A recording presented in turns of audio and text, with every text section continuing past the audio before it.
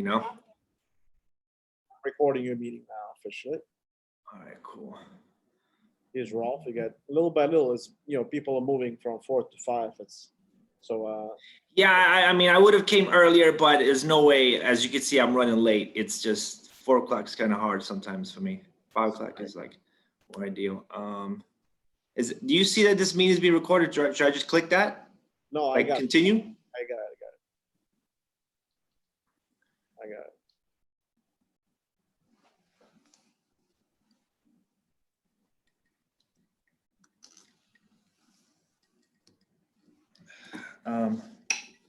All right, so I'm just gonna click on this. Hope everybody can see that.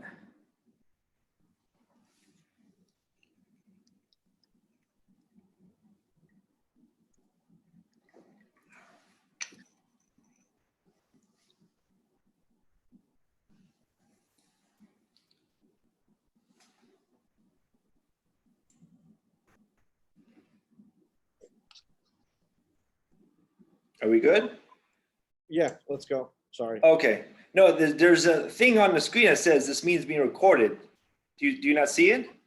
No, I don't see it. Just click Or on I'm gonna click continue. Sorry. Oh, you know what? That was just on my screen. Stupid. Sorry. All right. All right. So thanks everybody for joining us today. My name is Sergio Martinez, and I'm a history buff. I like to study different types of history, mainly ancient Rome, 13th century Iberia, and I also like the Americas. And we're going to discuss today the conquest of Florida, which throughout time there was many conquests, but this one particular is a very interesting story. It's also known as the Narvaez expedition, and it's an interesting story that I'd love to share with everybody. Maybe some of you have heard it, some of you haven't. So I will begin, and if anybody has questions, as always, please interrupt me. Okay, so hold on, sorry, where's the arrow? Okay, here we go. All right, so the year is April, it's April of 1528, okay? So just imagine a couple of ships that just landed in an area that we know today as Tampa Bay, Florida, okay? And ships had about anywhere around 300 to 400 people. I would say about 30 to 35 horses, some women.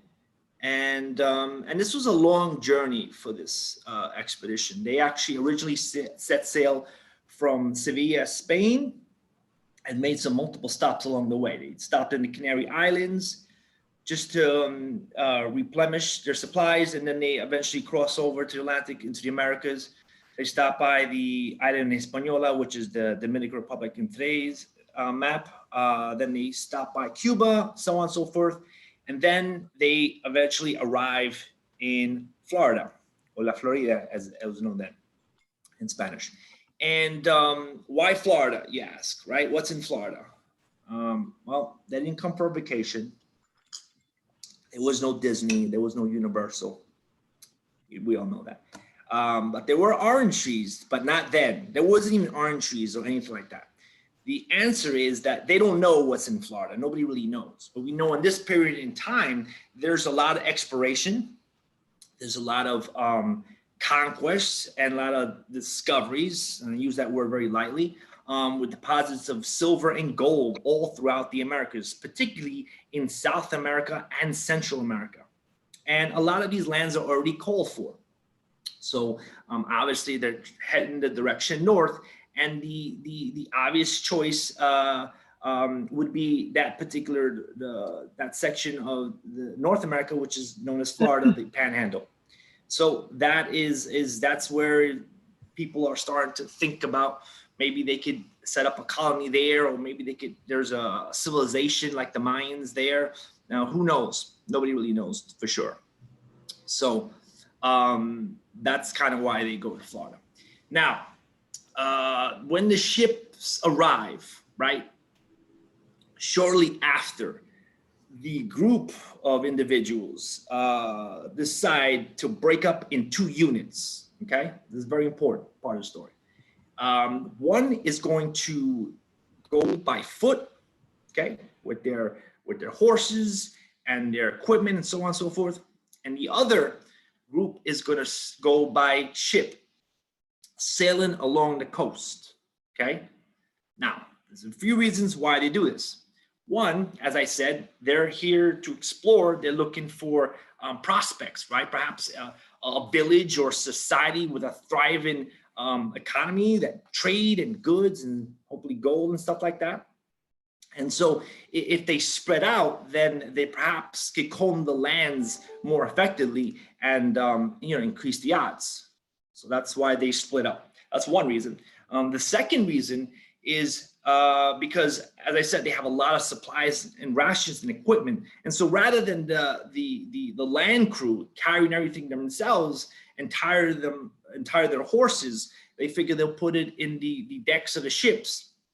So we'll lessen the load, and eventually when they reconnect, they can then get their supplies. So, and this is not something completely rare.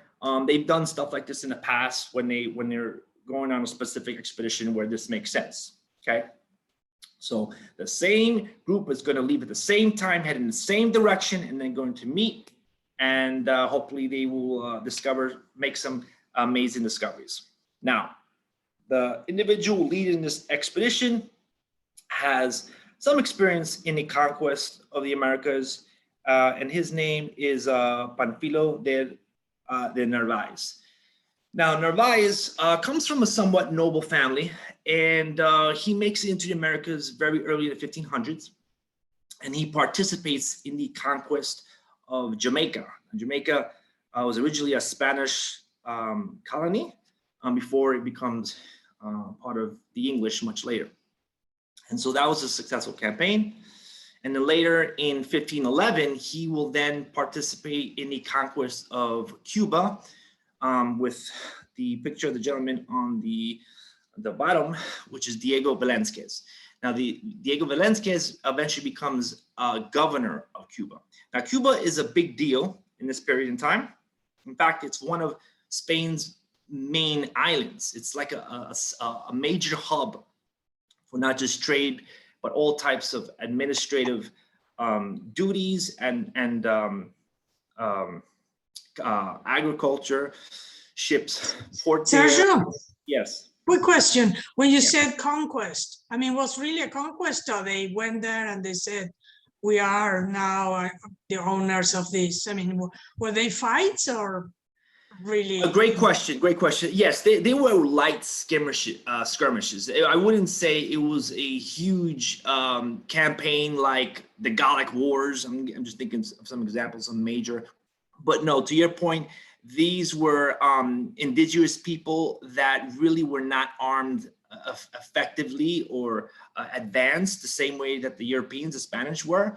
And we all know that the disease factor also played into it. So more likely than not, these conquests were probably easily executed, in the sense that there was probably more surrenders than there was bloodshed, due to the fact that there really wasn't any point of fighting.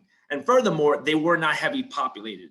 These islands were much more smaller population-wise than in the mainland, such as in Mexico or in Central America, other parts of Central America, South America, and Florida. So yeah, to answer your question, Marika, they were very simple conquest, simpler than what you expect in other times of history. Hope that answers your question. Okay, so as I said, they eventually conquer Cuba.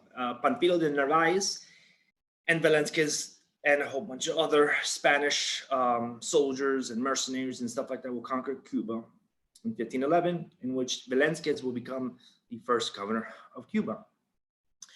And it seems like things are going well for Narvaez. He has a good rapport with Velázquez. And now it's the year 1519, and Velázquez wants to send an expedition to Mexico.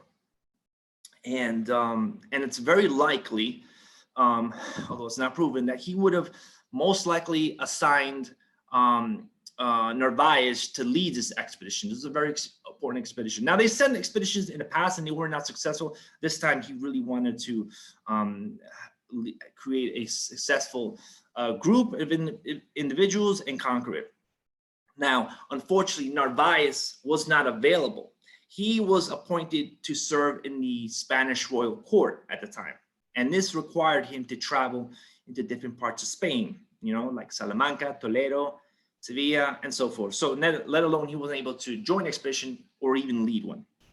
So Velázquez had no choice but to assign someone else, an individual that he would deeply regret. I'm sure you've heard of him. His name is Hernán Cortés. And if you know that story, I did a presentation of that a couple of months ago. I think Zach posted the video, so check that out if you want to know. But I'll give you a super excuse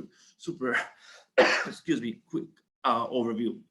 So Velázquez assigns Hernán Cortés to lead the expedition in Mexico in 1519, although he has doubts at the last minute and he decides to not have him go. But Cortés, being the ambitious individual that he was, went anyway. And eventually Cortés will cut Velázquez out of the chain of command, and he will only deal with the King of Spain, or the Holy Roman Emperor at the time, which was Charles I, or Carlos V. And this wasn't, obviously was not, this did not sit good with Velázquez. So to make a long story short, Cortés is leading a very, very successful expedition. He raises huge armies. He conquers the Aztecs, and he has tons of territory and gold and silver beyond his dreams, and things are going well for Cortés. However, around 1520 now, Narvaez returns to the Americas. He's finished serving his time in the royal court, and Velázquez now wants to send an arresting party to stop Cortés for what he's done, as treason is the way Velázquez saw it.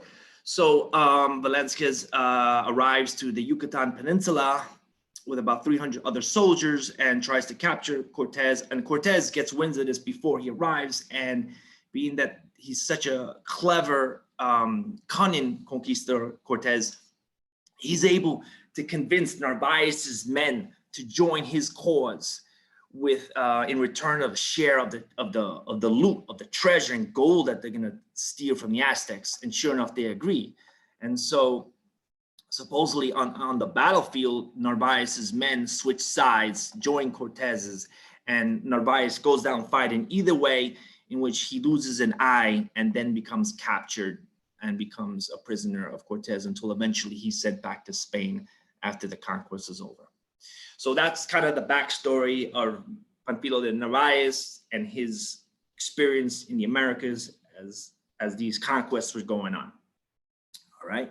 So now it's around 1526. And as I said, Narvaez has some connection in royal court. He is a part of some nobility. And then he then is granted an adelantado, right? That's the word on top. And that basically is a grant, right? It's also sort of like a title too. But what it is basically the king, the Spanish crown will allow you, to govern a certain land or region, provided that you conquer it yourself. Meaning that you supply the men, you supply the equipment, you have to fund this whole campaign, which obviously would cost a lot of money. So Narvaez receives this grant in 1526, and sure enough, with obviously contributions from some of his contacts and other nobles who obviously want to participate into this, into going into the new world, because as I said, this is a huge, in this particular time and period, it's a huge thing. A lot of people have their mind set into not just relocating to a new land, but perhaps gaining prosperity, wealth, and stuff like that. So he has to round up a certain amount of men, soldiers, a crew, a pilot, and that's one of the toughest things is to find someone that knows how to navigate the waters in the Americas. It's one thing that they know the Mediterranean Sea, but to cross the Atlantic, it's a lot different. Okay, they're not used to hurricanes and storms of that magnitude or any at all. In fact, it was, I think, Columbus that first talked about hurricanes. You know, the word hurricane is actually a Taino word, huracan, which means big wind. And yeah, surviving these storms was not an easy thing. Even in the most experienced navigators are still left powerless when something like that happens. So finding a navigator was, pilot, sorry, was not an easy task. And one of the other things that part of the Adelantado, the agreement, is that he has to bring a certain amount of settlers with him. So it's not just like, okay, yeah, you could go bring your band of soldiers and conquistadors. You have to bring settlers as well, around 200 or so. So these settlers would be any type of individuals such as physicians, notaries, merchants, craftsmen. You know, they just eventually they're going to create a settlement. And so they want someone there that knows how to make shoes, that knows how to make glass, that sews, medicine, and what have you. So he has to bring people like that all along as well. Now, one of these individuals that comes, that goes in this expedition, a very important individual. In fact, you could say the story revolves about him. His name is Alvar Núñez Cabeza de Vaca. And he was also a man of nobility. He's actually the treasurer of this expedition. So he's assigned by the royal court to make sure that the funds are being utilized properly and everything is going as planned, because there's a lot of administration in these expeditions. It's not just Narvaez is not free to do whatever he wants with this whole campaign. So that's his role, Cabeza de Vaca. And a whole bunch of other individuals. We'll get into them a little later. Another interesting person that comes along is an individual named Estebanico, or Esteban. And he is considered to a lot of people as the first Black or African person into the Americas. Sorry, is that playing music? No, okay. So yeah, he's probably from North Africa. And he was a slave. So he's a slave that's going on this expedition. And he's very unique in this story as well. Like, as I said, there've probably been other Black people that went to the Americas, but he's the first one that's documented, that we know that he's one, probably the first one. Sergio, maybe it's a big question, but do you know when the official slavery had become to the New World, to the Americas? And then was it who started it, or this is just like, this is really a beginning of it? I know that. Yeah, you know something, I don't have the dates for you, but my next presentation on the Americas is going to be about sugar, in which I will definitely touch on that topic. So let me answer that question then. But I would say sometime in probably the late 1540s, and certainly the Portuguese and the Spanish certainly had a role in that. Yeah, that's what I'll say. And I'll discuss that a little bit when we talk about the Canary Islands in just a split second. In fact, I can talk about it right now. So Cabeza de Vaca, one of his also claim to fame is that his grandfather was one of the Spanish conquistadors that conquered the Canary Islands, which is off the coast of Africa. I think northeast Africa. Yeah. Sounds right. No, sorry, Northwest Africa. And and that's one of the first established sugarcane farms, okay, ever. So people think that sugarcane or caña, it comes from the Caribbean. That's not true. The Spanish bring it there. They cultivate it. Sugarcane actually grows in Asia, particularly around the Philippine Islands. And sugar becomes a very, very hot commodity down the road. But again, I'm not going to get into that because that's a whole new topic and it involves a lot of details. But anyway, Cabeza de Vaca's grandfather conquers the Canary Islands, and they establish one of the first sugar farms in history, as far as we know. Okay, so this is now I'm putting together the whole expedition, how it works. and how the type of people that are involved. So in the year is 1528, and about 600 people in total will leave Spain to go into the New World. Okay. And like I said, 200 of them would be settlers. The rest would be administrators, obviously soldiers, crewmen, and stuff like that. Okay. So as first stop, sorry about that. First stop, they will go to, yeah. Hold on 1 second. Yeah. As I said, they stop by the Canary Islands first because that's the closest area. Sorry, I should have had a map for that, but I didn't. So they can refuel, replenish their supplies, and then off they go to the Atlantic. And it was a tough journey. Okay, people get sick, they die. They're just they're very low on food. It's not an ideal journey. And a lot of these settlers, as I mentioned, they obviously volunteered. Not sure if they had to invest some of their own money. Sometimes that's the case. It's not like, okay, you know, who wants to come? Sometimes they have to put up some money so that they can have this opportunity. Sergio, were they only men? The Great question. settlers? Great question. In this particular expedition, according to Andres Reséndez, 30% were women. So, which is a lot. And no, you know what? I apologize. 30% in general were women. This particular expedition had 20. So of the 600, 20 were women. So very few were women. And these women were wives of the settlers that opt to go to this expedition. Yeah. So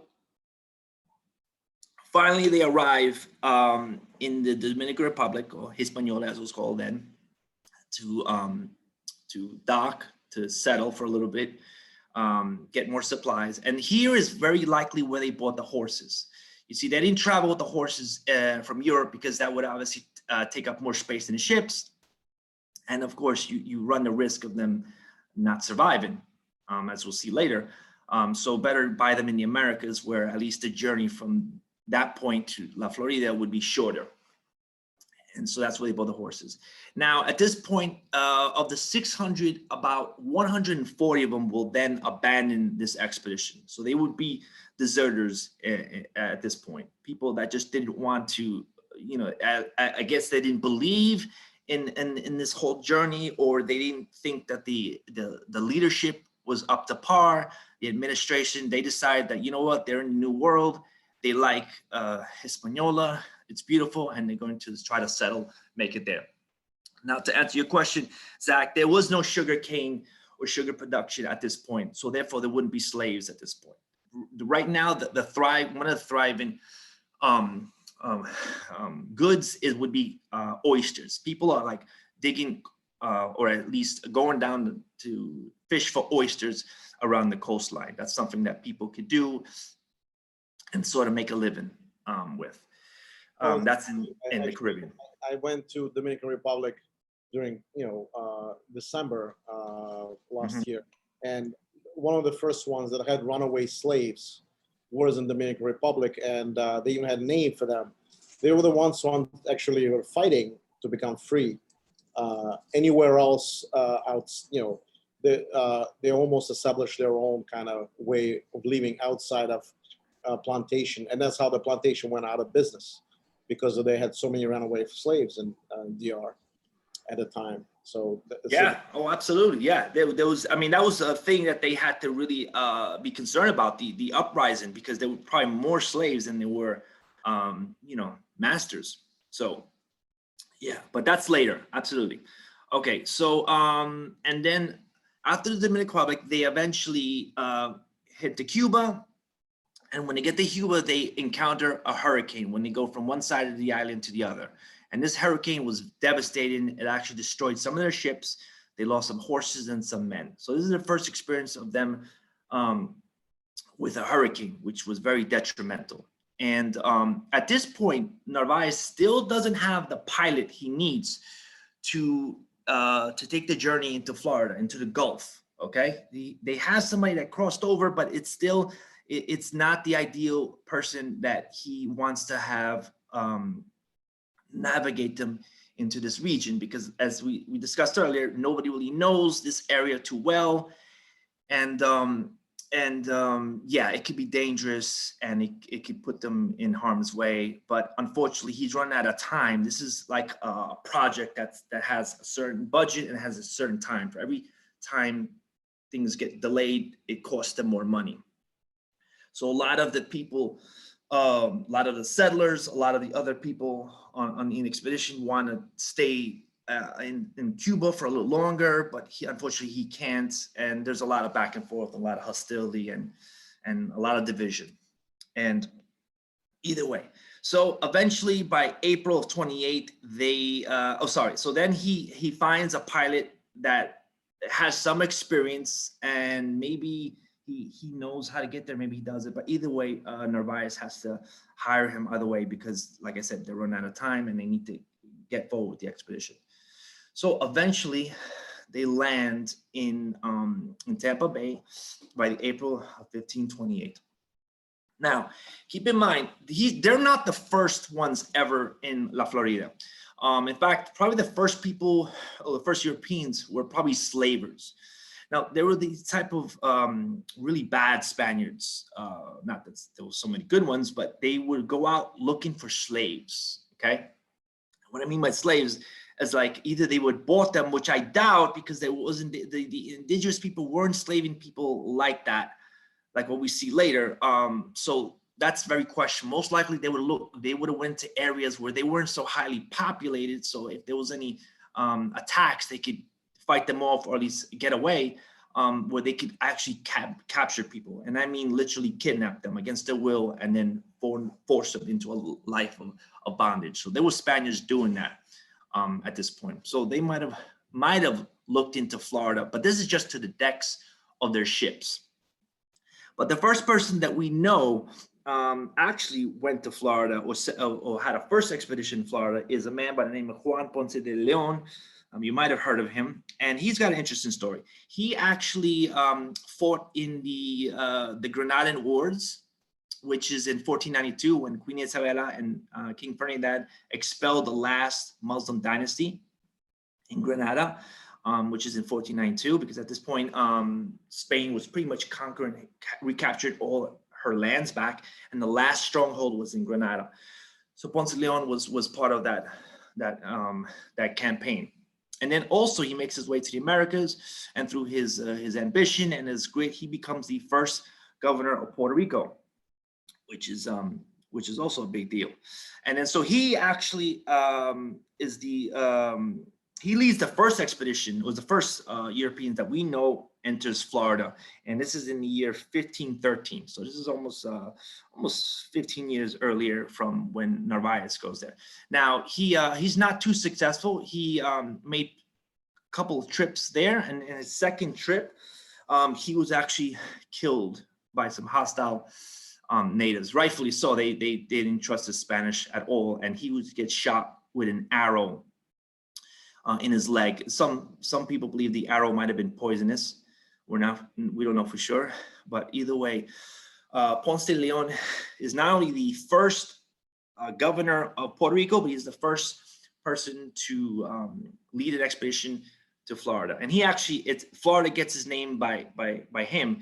The word Florida actually translates to, it means flowers, but it's festival flowers, because at the time it was Easter, and he thought there was a lot of trees and flowery like areas, so he named it La Florida, and that's kind of how we got to him. Unfortunately, he's known today for what's the story? This is the Fountain of Youth story, which, by the way, is complete fantasy story as far as I know. There really isn't any accounts, at least by his expedition, of anything like that.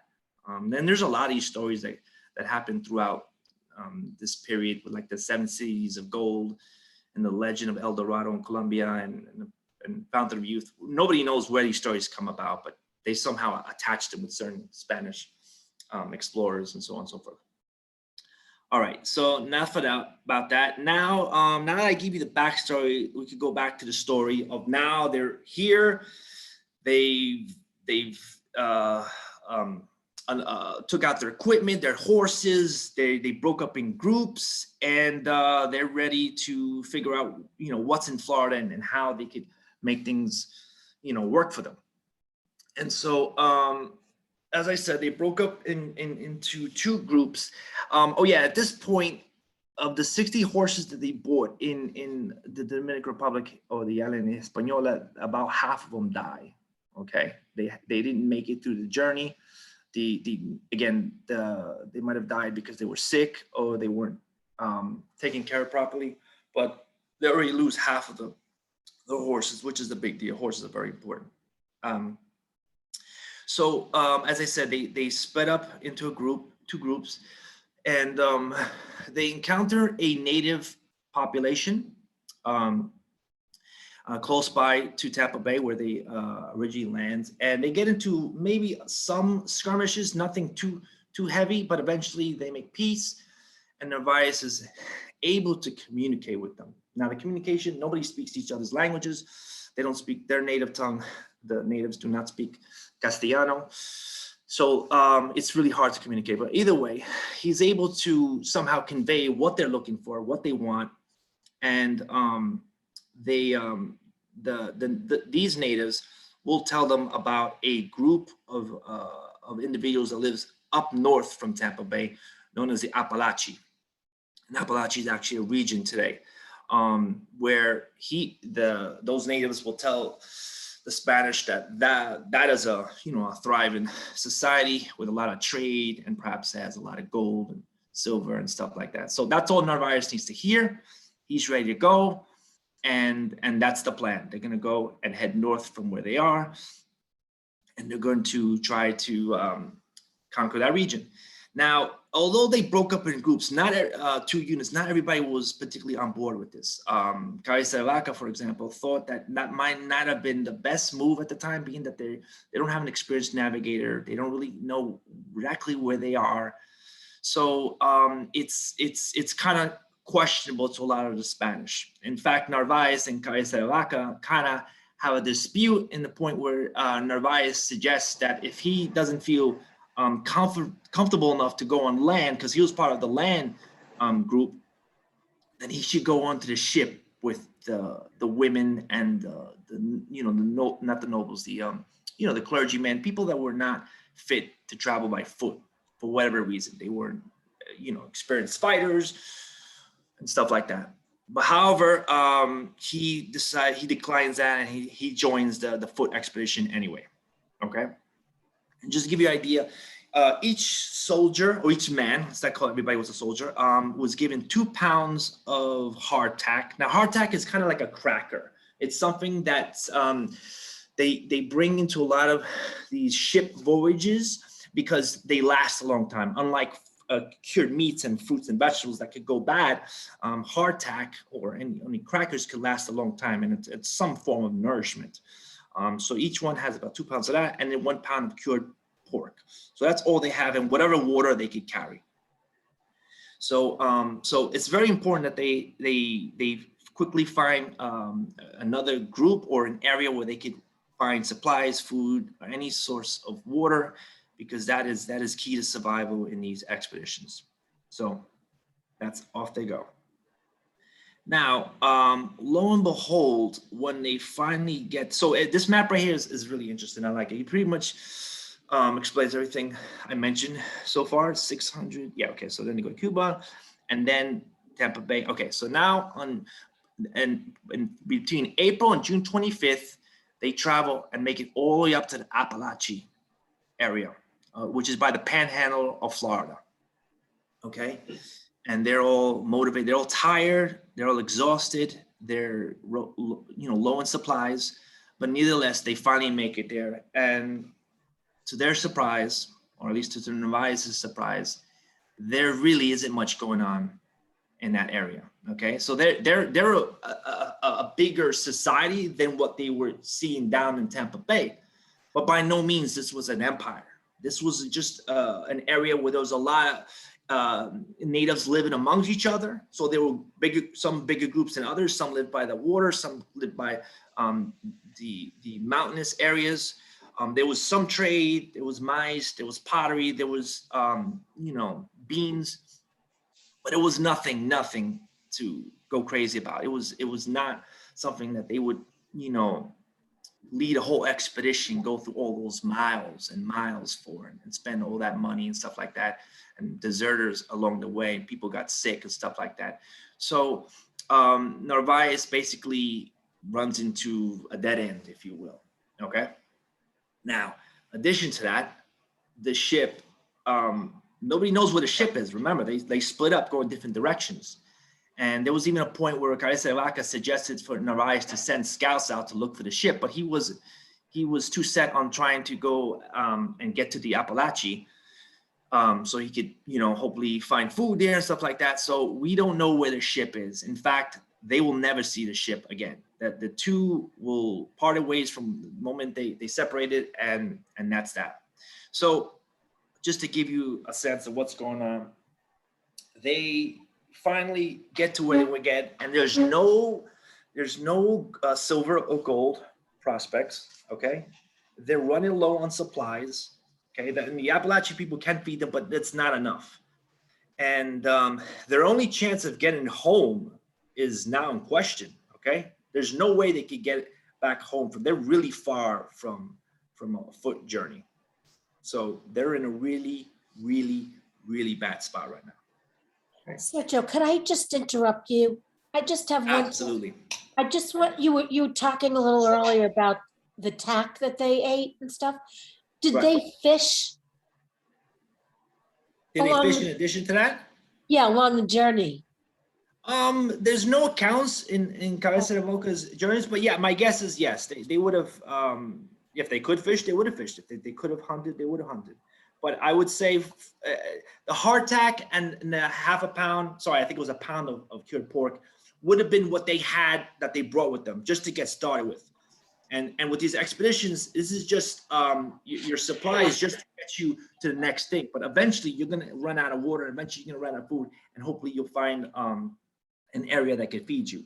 So yeah, I mean, I would guess that if they were able to the fish in by the coastal areas, they would have. But I think they were more inland than out, so that might not have been an option, But that's a good question, though. Thank you. Yeah, thank you. Okay, so yeah, as I said, they're in a really, really, really, really bad situation right now. But hey, listen, they all signed up for this, right? They knew that the possibility of getting stranded there is not out of reach.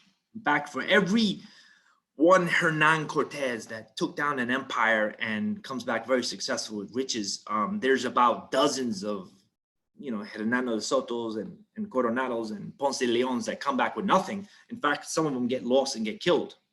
So right now, their treasure is survival and nothing else.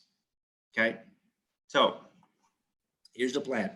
They're gonna go down south from there. Excuse me. And they're gonna go to a little area there called Appalachie Bay, or the Bay of Horses. El Río de los Caballos is what Cabeza de Vaca will name it. And I'm gonna explain why they call it that. Because they're going to slay their horses every couple of days to eat them, because they have no food. And the water's scarce. I guess they're able to get some water by streams, but they have no. Florida is not like a wilderness area where you can hunt rabbits and stuff like that. It's really, really just jungle life and stuff like that. That's why there's not a lot of inhabitants. Well, I mean, they clearly were unable to sort of adapt to the local environment very well, because obviously you have rainwater, which you can drink. And obviously there's fish, as was brought up earlier, or shellfish, or etc. That's true. And keep in mind, they one of the common things is that they acquire natives, right? They're very rarely by themselves. They're gonna acquire someone that knows the land. But even if that person knows the land in and out, it's still not enough to feed 300 people, right? It's not that. Even today's, you can't just go into the forest and expect to pick berries for a band of 300 soldiers that haven't eaten for days. So basically it's not sustainable for them. They need to get back home and they need to get back home. So as I said, the plan is this. This is why it's very important to put a good team together. And it looks like Narvaez might have done that, might not have done that. We're gonna see. So he, the plan, as I said, they're gonna kill the horses because they're not gonna need them at this point. They're gonna try to build rafts, and they're gonna try to sail back to New Spain, which is Mexico. Okay, that's the plan. There's no way they can make it back by foot. It's impossible. But when you're in water, you could travel faster. The problem is this: nobody knows how to build rafts. And not only that, they don't have any tools with them. Everything was left in a ship. And so now they just have swords and crossbows. Not much you could do with that. However, they get creative. And so according to Cabeza de Vaca's chronicles, after they kill the horses, they take the stirrups and the horseshoes and the spurs, and they heat them and repurpose them and make axes with them, hatchets, so that they could then chop down trees. And this might have been an immense task. I mean, they would have to heat those fires. Supposedly they made bellows. Bellows are basically like an accordion fan. Just think of like a fireplace. I should have a picture of that. To heat the fire so it would get really, really hot, and they could heat the metal so they could shape it and make axes out of them. So they'll chop down trees. And then with the horse's hair, they're going to make rope so they could tie the boats together, I mean, the logs together, and make rafts, and using their shirts as sails. I know, it's very MacGyver, but hey, they had to do it. They had to do it. I have another question. Yeah. When they were up in Appalachia Bay, did they know that close by, north of them, the English were colonizing the tobacco and whatnot? Like, When you say north, where north are you talking about? well, what we now know is Georgia, say. Highly unlikely. No, I don't think there So were they any didn't, English. did they know the English were a little farther north? You know what I'm saying? I do, and I my guess is no. I don't think so. I don't think the English were anywhere near where the Spanish Okay. were in this point. Yeah, Okay. there's no mention of that. Yeah, well, but great. Thank you for the question. Okay, so that's the plan, right? They're going to chop that, and then they do that. They actually able to make 5 rafts to hold, and at this point they have about 250 men. Okay, in 5 rafts, and they set up in team, and they kill all the horses, only except for one horse. One horse survives, supposedly. And they also make canteens out of the horse's feet. Sorry, so they take the hoof, they hollow it out, and they're able to make canteens so that they could bring water with them, because they're gonna need water along the way. So, yeah, that's the plan for that particular expedition. And so like I said, they're going to sail across the Gulf of Mexico, passing Mississippi, and then make their way down to New Spain, which is Mexico today. And at some point, you know, they as I said, they're in 5 different rafts, and not everybody could get control. I mean, they could even get a pilot to navigate the waters in a Spanish galleon, which is pretty much made for that. How are they going to navigate through themselves that are not very experienced in a Tom Sawyer, if you will, style raft, which literally are like 6 inches above the water? Why didn't they just use their ships? And why the rafts? Well, the ships are gone. I don't know if you heard me say that, Maggie. Remember they split up? They split up. Oh, right. Okay. Yes. Split up, and when they got there, they realized that they didn't find anything. Okay, great. Well, now let's find our ships, because we split up to comb the area, and they never find no ships. So they're pretty much up the creek without a paddle, if you know what I mean. Okay, no pun intended. So they have to build their own little rafts. And Cabeza de Vaca describes that each pole or each log was 30 feet long. So this is a pretty nice size rafts, if you will. The bottom is just basically like a diagram from a museum in I think St. Petersburg. And then I know it looks a little childish, but it just gives you an idea of how it might have looked like and how they would have navigated into the waters in the Gulf of Mexico. I mean, it's pretty intense. You know, that's you know, those waters could be really rough, and you don't really have too much strain. I mean, they had a lot of guys working on it, but still, it's not an easy task by any means. Anyway, so at some point, they're all trying to stay together and help each other and figure it out. But Narvaez realizes that this is going absolutely really bad. It's not going as planned, and things are just they're just dire.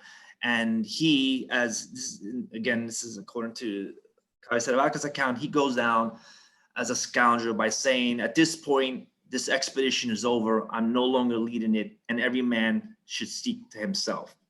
So that's basically how the expedition ends on his end, and he's never heard from again. Somehow he sails off, and whether he got sucked up alive by the ocean, drowned, or got shipwrecked and died of thirst, we don't know. But that would be the end of Narvaez at this point. And I think it's like by November when this happens. It's Abe, I have a rudimentary question for you. Yes. Did they, I guess it's a dumb question, but they No, made it's the not. oars, right? Like They did make the oars, yeah. They made the oars. Yeah. Okay. Yeah, they made everything. Everything is makeshift. I mean, they had to be creative. As I said, the rope is made by horsehair. The sails are made by, you see, that illustration would be wrong. They would be almost naked according to the descriptions. Their shirts would be the sails. So I don't know how they'd be wearing shirts. But again, this is just a little recreation. Well, the oars would have to have huge pieces of long wood. Yeah. So Okay. They made tools. They made tools to do that, and it took them months and months and months to do. Okay. But they had no choice. That was the only way they could get out. I could imagine how hard crazy it must have been. Anyhow, so they split up. No, sorry. So that's the end of Narvaez, and now the other rafts will go in other directions, and now we're gonna stay mostly with Cabeza de Vaca's raft. Okay. Now there's another individual named Del Castillo. He has another raft. Another one named Dorantes. He has another raft, and that's where Esteban is, the black slave. But they're all going different directions, and they're just trying to stay as close to the Gulf as possible. I'm sorry, close to the shoreline as possible. Because if you go inward, then that's probably what happened in Narvaez. That's it. You're sucked in, and you have no way of surviving. So eventually, Cabeza de Vaca lands in Galveston Island, which is off the coast of Texas. Okay, it's a little island right beneath the shoreline, the coast. And there, some of his men don't know where they are, and they climb a tree and they realize that they're in an island close to they don't know it's Texas, but another land. So that's where they pretty much settle for the time being. And at this point, it becomes like there are natives there, and these natives are more like hunters and gatherers in that they do these journeys like once, twice a year to look for specific crops. In this place, in this case, it would be oysters, certain types of nuts that or what do you call it? Legumes. Yeah, exactly. Thank you. And stuff like that. And they're pretty much surviving on whatever they can. So at this point, Cabeza de Vaca and a few others will be enslaved by these native individuals, these tribes, if you will. Now, when we say enslaved or they become slaves, it's not necessarily like they put shackles on him and they sell them, they have to do this. It's more like they want to survive. so they're willing to do whatever they want to do. It's not like they're looking for slaves and they were going to exploit them. They're like dogs hanging around the camp looking for food every day.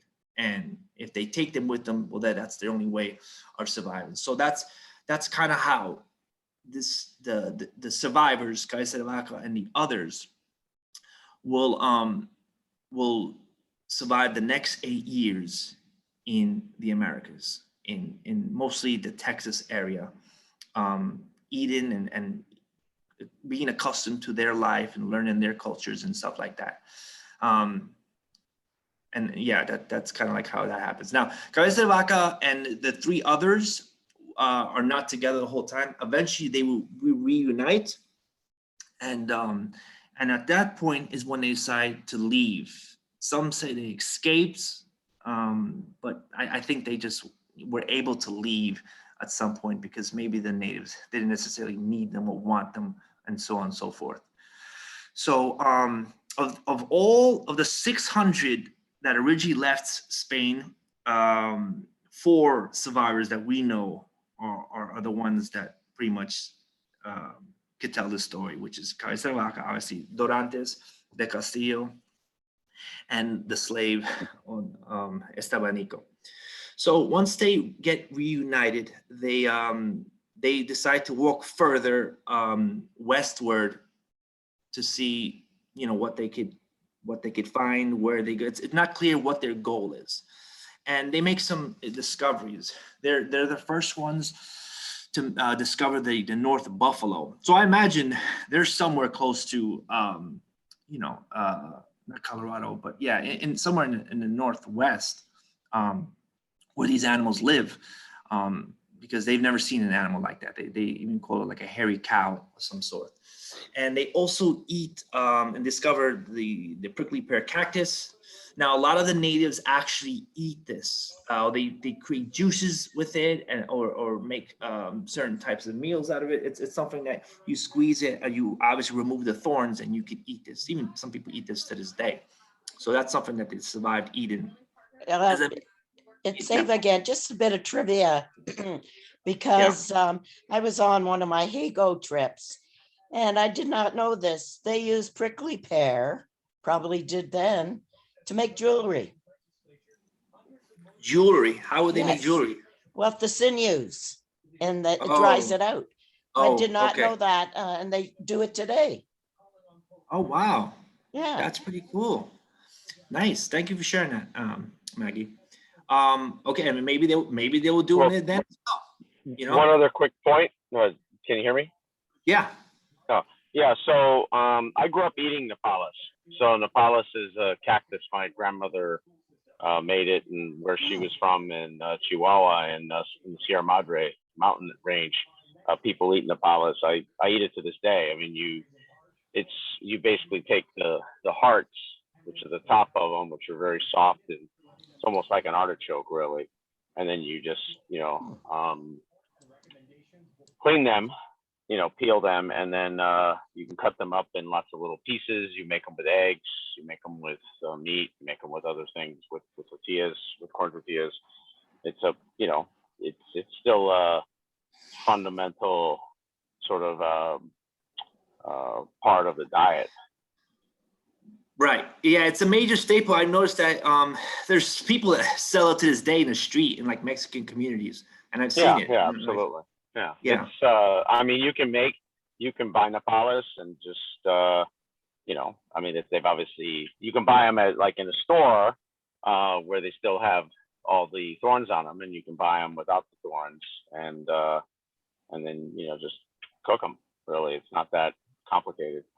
I encourage everyone to try it. You can do really cool things with them, actually, because they have a pastiness to them, kind of like a guava paste. It doesn't taste anything like that, but the same way you kind of it has that syrupy kind of stickiness to them.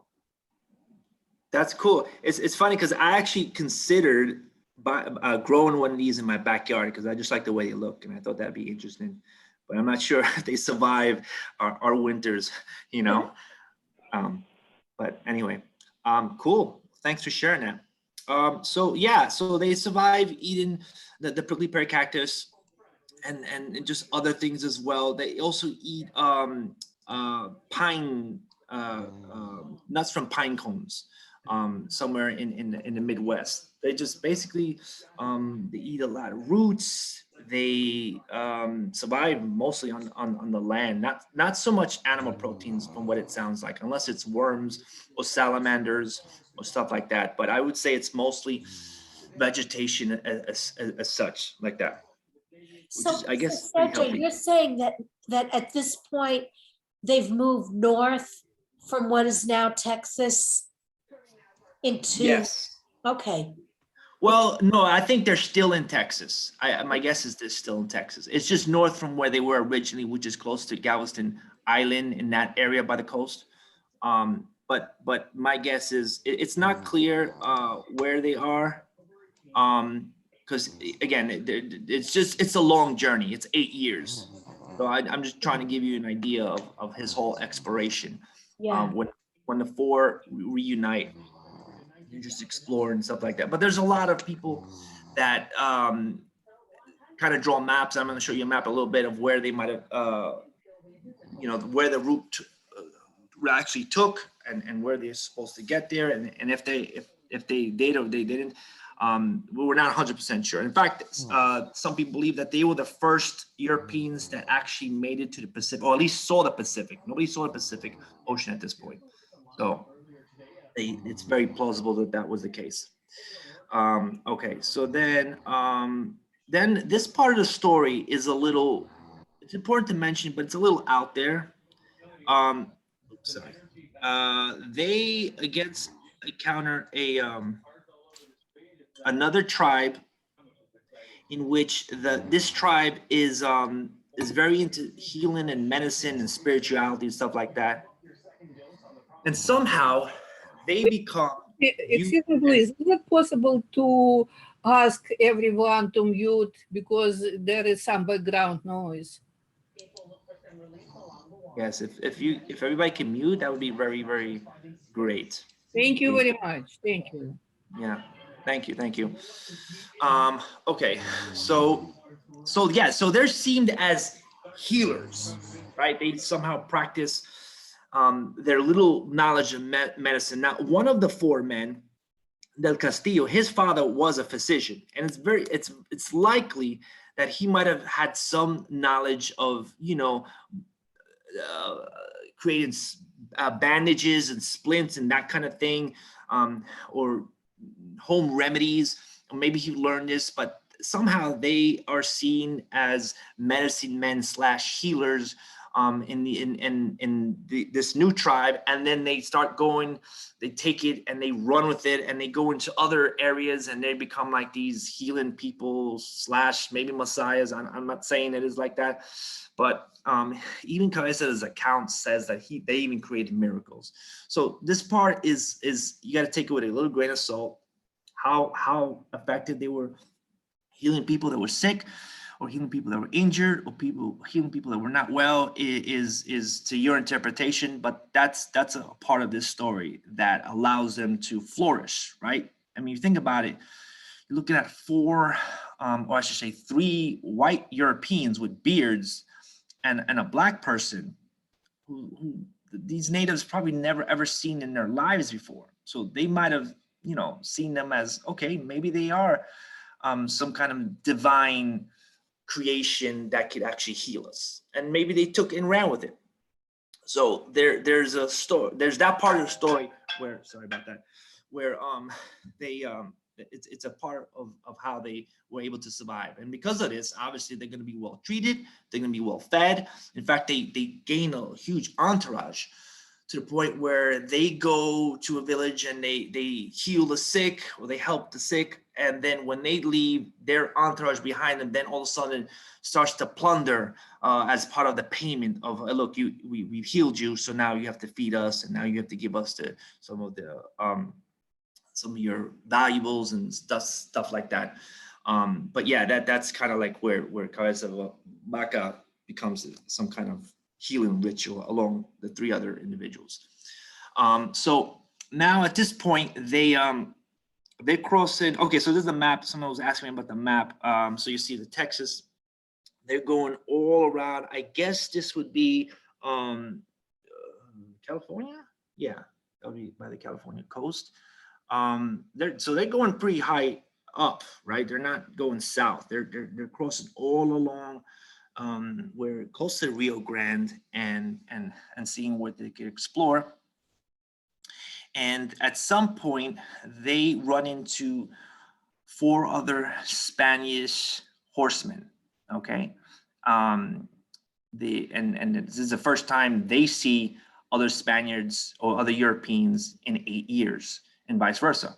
In fact, the horsemen look at them like they barely recognize them because they're practically naked and they're wearing some of the indigenous clothing, but they notice that they're speaking Spanish. So that's obviously, you know, a very interesting encounter. And it turns out that they are the men of Nuno de Guzman. Now, Nuno de Guzman is probably one of the worst conquistadors in the conquistador roster. This guy is as bad as it gets. You thought Cortez was bad. This guy was in the slaving business. So these 4 horsemen were slavers. They were out looking for natives to capture them and force them into slavery, whether it be women, whether it be children, whether it be whatever. And so that's what they were there. And then when they realized that they were able to communicate with these natives, because they were natives, they were Spanish, they kind of stop for a second and figure out what's going on. And they realized that might have been the survivors of that lost expedition. So at first, the slavers, these 4 horsemen, want to capture the natives that Cabeza de Vaca and his group is with, and they're like family now to them, right? They're like people that help them survive, that help them thrive. And so he's able to convince them not to enslave those people, even though Guzman's men feel otherwise. To make a long story short, eventually he's able to convince them to take them back to New Spain, which is the southern part of Mexico, in which he then reveals to everybody who's willing to listen that who he was, or who he is, and what expedition he was part of, and so on and so forth. So that this is how he eventually makes it back to civilization, if you will, as far as the Europeans are concerned.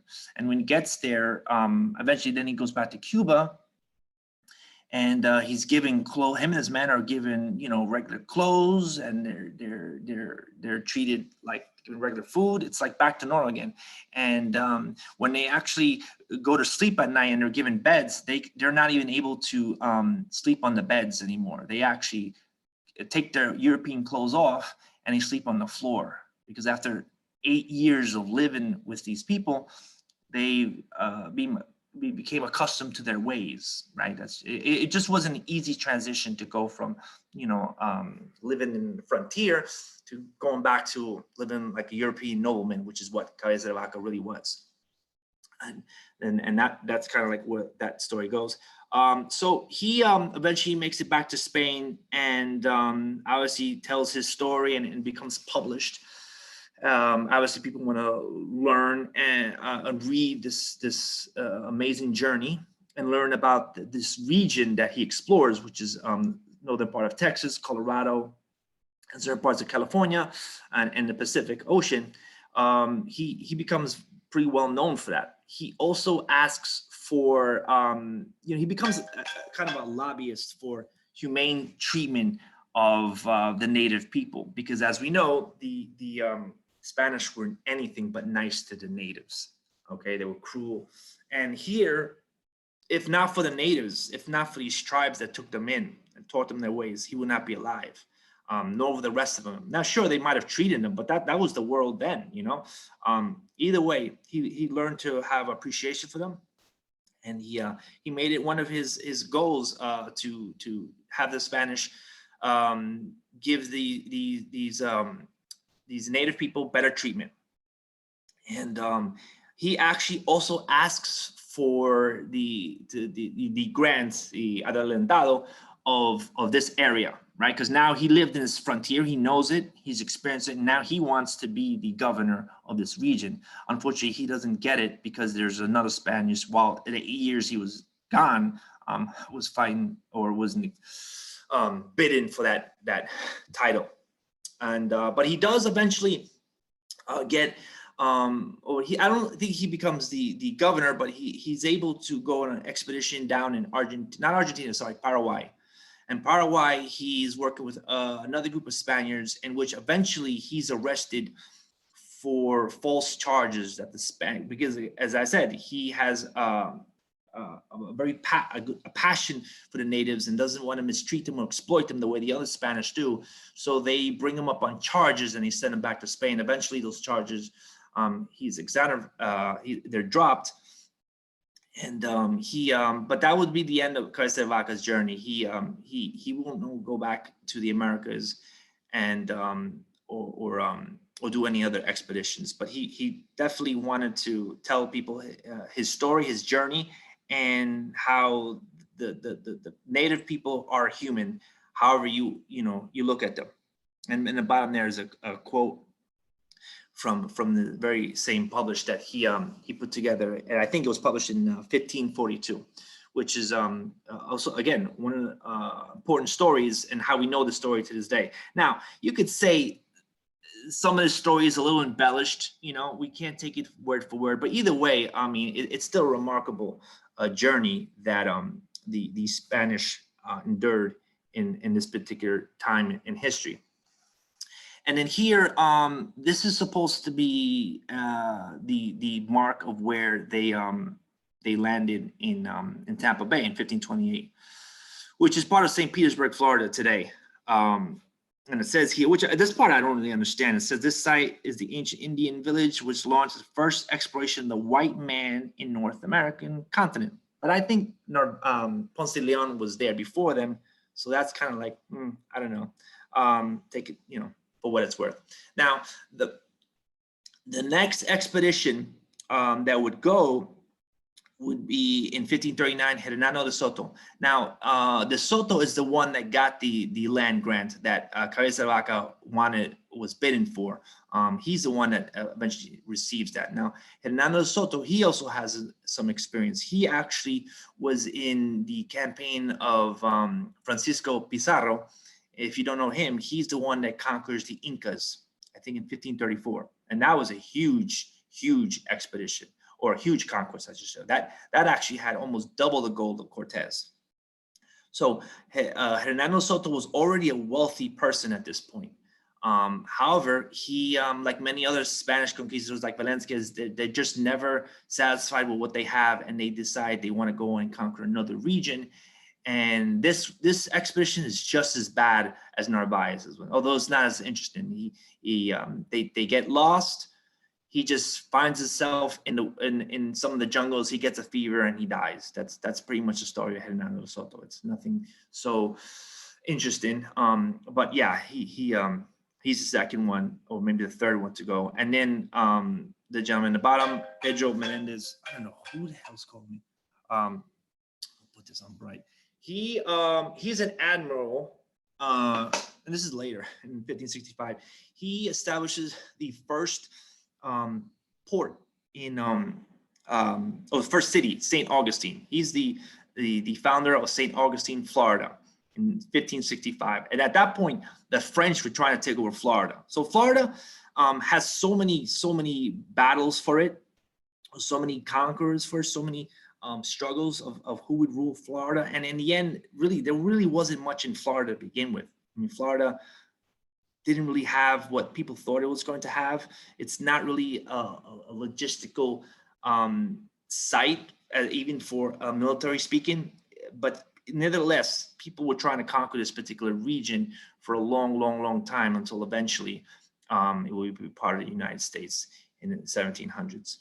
So either way, I think of all the stories that you can read about Florida, I think the Narvaez one is very fascinating because it shows how bad things could go and what you need to do to survive. So anyhow, that's my presentation. It's very short. Hope you liked it. And if anyone has questions, please let me know. Yeah, very good, Smarty. I enjoyed this. St. Augustine, you've been there. I guess most people have. They have a great museum. You know something? I have not been there. I haven't even been to St. Petersburg. You should go because they have great museums there. Yes, I know.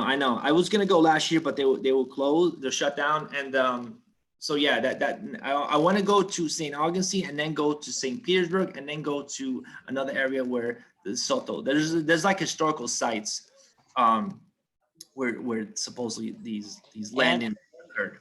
And I do have, excuse me, I have a bit of frog. My husband was sitting in on it because we were watching you on the TV. And Oh, his great. question was, you know, when they did rafting and you said they separated, Mhm. they went their separate ways? When they separated, Yes. for How, sure. Yeah, well, well, they tried to stay together originally. That was the plan. They were all going to go and sail down to Mexico together or New Spain. but what he wanted to know is how did these stories get back together so that they knew what happened? How did the stories get together? Yes, back together so that in history we know what happened. The story is told through Cabeza de Vaca's accounts. So it's his story. He's talking about his experience in the rafts and or the other three men that survived. And then his time in the wilderness and in the frontier and as a slave and then as a healer and then events with Guzman's slavers. So it's told through his accounts. So if they did separate, then those stories of the people that left, you really wouldn't have their account then. Well, what do you like? Which people are you talking about when they left? You mean the deserters? No, just people in general that left his group or went on their own way. How do we know what happened with them? We Their don't. stories. We don't. But to answer that question, we don't know what happened to them. Yeah. So we don't know. We don't know if Narvaez survived or not. We just know we never heard from him again. So if there Okay. is a story, I mean, there's a million stories. There was 600 people. That's 600 stories. We only know of one. But I'm sure. Heck, I even what's his name? Esabanico, the slave. He has a sad story. He becomes okay. So then the Cortez expedition. No, sorry, not the Soto expedition. Sorry, another one, Coronado. Make a long story short, it doesn't matter who it was. He after they realized, oh, these people know the frontier. We need somebody that knows this area, and so they sent poor Estebanico back because he's a slave. He had no say, and eventually he gets killed with a couple of hostile Indians.